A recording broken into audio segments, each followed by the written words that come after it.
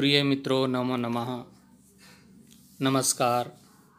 आज हम हिंदी में पत्र लेखन का अध्ययन प्रारंभ कर रहे हैं। पत्र लेखन, लेटर राइटिंग।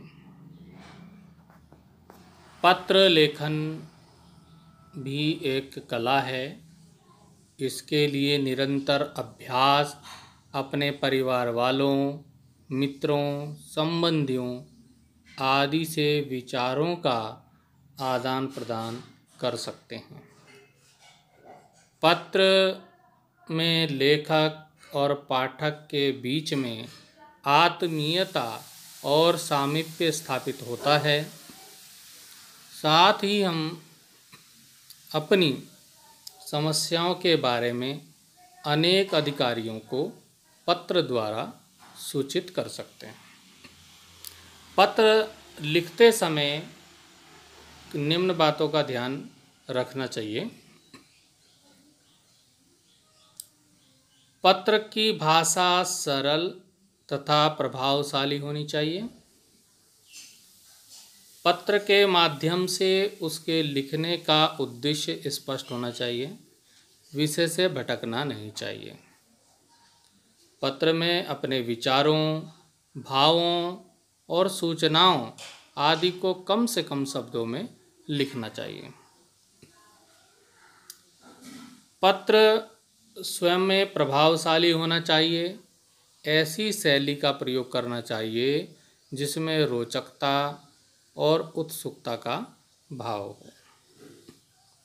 अब पत्र कितने प्रकार के होते हैं ये हम समझ लेते हैं। पत्रों के प्रकार हम देखते हैं। पत्रों के प्रकार। पत्र दो प्रकार के होते हैं, औपचारिक पत्र और अनौपचारिक पत्र। अब इसमें जो औपचारिक पत्र हैं ये क्या होते हैं? औपचारिक पत्र, यह पत्र उन व्यक्तियों को लिखा जाता है जिनके साथ व्यक्तिगत संबंध नहीं होते। जैसे कार्यालय में पत्र, किसी ऑफिस में हमने कोई पत्र देना है, प्रार्थना पत्र लिखना है कुछ, या व्यावसायिक पत्र, ये औपचारिक पत्र होते हैं। प्रार्थना पत्र में अवकाश के लिए हो सकता है, शिकायती पत्र हो सकता है और आवेदन के लिए पत्र हो सकता है। ये प्रार्थना पत्र कहलाते हैं। व्यावसायिक पत्र दुकानदार, व्यापारी, कंपनी, प्रकाशक आदि के लिए व्यावसायिक पत्र लिखा जाता है। कार्यालयी पत्र सरकारी अधिकारी या विभाग आदि के लिए लिखा जाता है। तो ये सब औपचारिक पत्र कहलाते हैं। अनौपचारिक पत्र, ये अनौपचारिक जो पत्र होते हैं, यह पत्र उन व्यक्ति को लिखा जाता है जिनके साथ व्यक्तिगत और पारिवारिक संबंध होते हैं। अभी जो हमने औपचारिक बताया था, औपचारिक यह पत्र उन व्यक्ति को लिखा जाता है जिनके साथ व्यक्तिगत संबंध नहीं होते, और अनौपचारिक उन व्यक्ति को लिखा जाता है जिनके साथ व्यक्तिगत और पारिवारिक संबंध होते हैं। जैसे मित्रों, संबंधियों, परिवार के सदस्यों आदि को लिखे जाने वाले पत्र इसी श्रेणी में आते हैं। औपचारिक पत्रों का जो आरंभ और समापन कैसे होना चाहिए उसमें हम बात कर लेते हैं। औपचारिक पत्रों का आरंभ और समापन। पत्र प्राप्तकर्ता से संबंध, संबोधन और समापन कैसे हो सकता है? प्रधानाचार्य या डाकपाल आदि को जब पत्र लिखते हैं तो श्रीमान, श्रीमती संबोधन हो सकता है, और अंत में प्रधानाचार्य को जब हम पत्र लिखते हैं तो आपका आज्ञाकारी शिष्य पे उसका समापन किया जाता है। जब हम स्वास्थ्य अधिकारी या संपादक, प्रबंधक आदि को लिखते हैं तो महोदया, महोदया, महोदय, मान्यवर आदि का प्रयोग किया जाता है। और अंत में हम विनीत, प्रार्थी, भवदीय, उत्तराकांक्षी आदि का प्रयोग करते हैं। तो ज़्यादातर जो प्रयोग करते हैं लोग वो भवदीय या प्रार्थी का प्रयोग अधिकतर लोग करते हैं। अनौपचारिक जो पत्र है उसका आरंभ और समापन कैसे किया जाता है? तो अनौपचारिक में संबंध, संबोधन, अभिवादन, समापन कैसे होता है वो हम देख लेते हैं।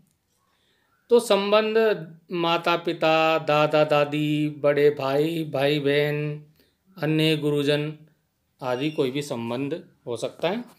संबोधन में पूज्य, श्रद्धेय, आदरणीय, पूजनीय, माननीय आदि का प्रयोग कर सकते हैं।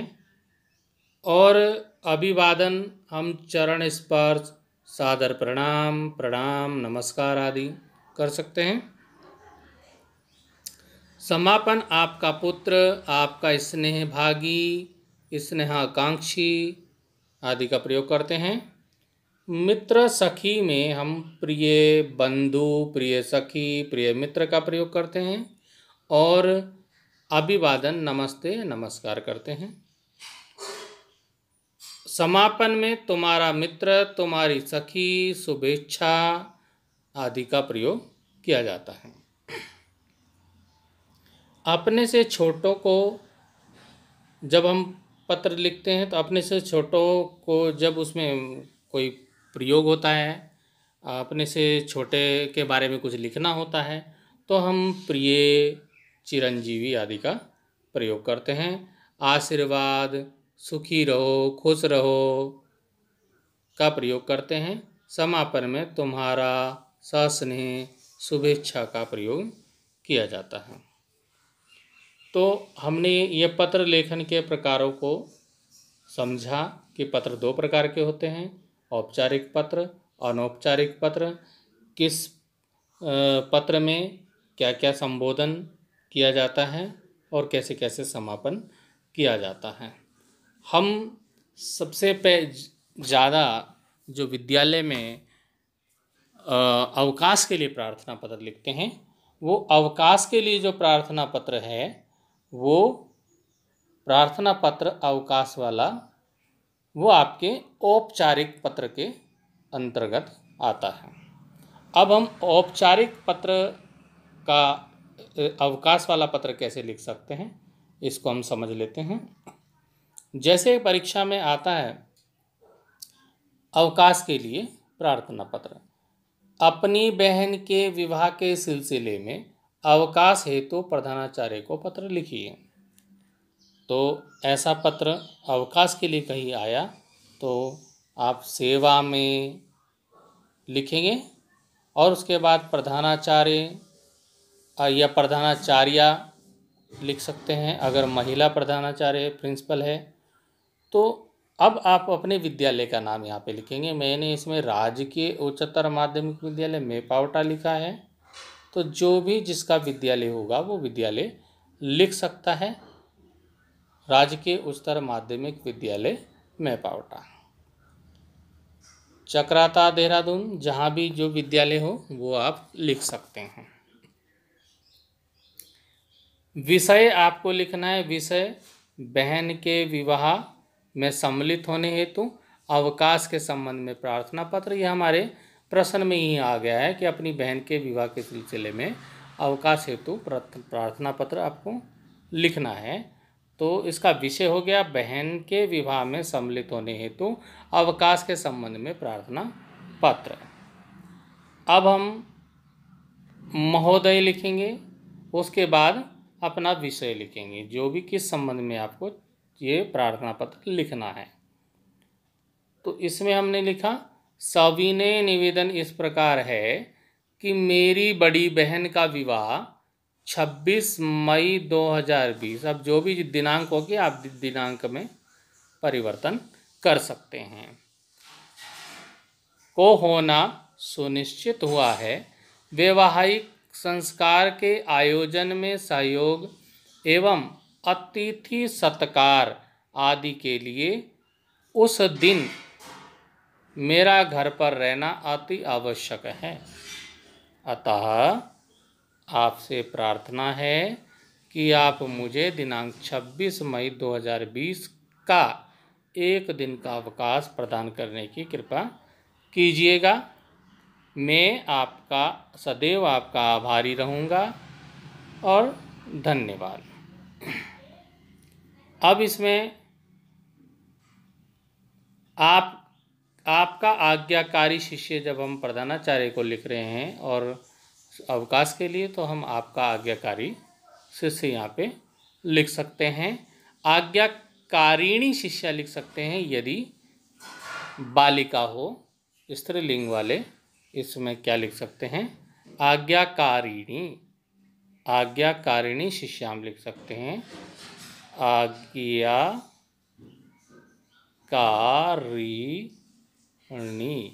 आज्ञाकारिणी शिष्या, तो हम आज्ञाकारिणी शिष्य यहाँ पे लिख सकते हैं। बालक होगा तो आज्ञाकारी शिष्य, और बालिका है तो आज्ञाकारिणी शिष्या क्या हो जाएगी, शिष्या हम लिख सकते हैं इसमें।